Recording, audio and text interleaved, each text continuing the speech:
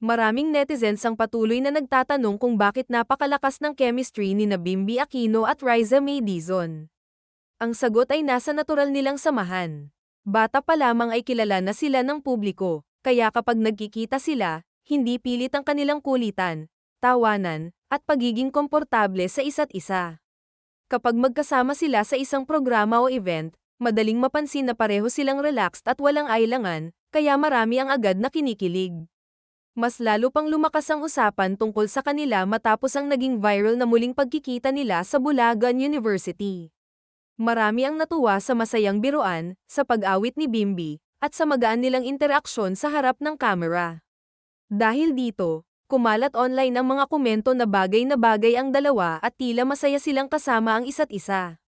Ang ganitong klaseng chemistry ay hindi madaling mabuo dahil ramdam ng mga tao na totoo ang kanilang mga reaksyon. Malaking bahagi rin ng kanilang appeal ang pagiging simple nila.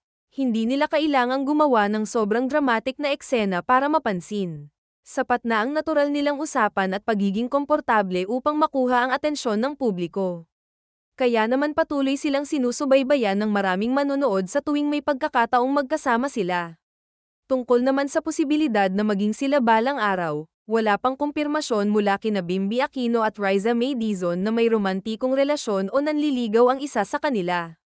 Sa ngayon, ang malinaw na nakikita ng publiko ay isang matibay na pagkakaibigan, natural na chemistry, at tambalang patuloy na nagbibigay ng saya at kilig sa marami.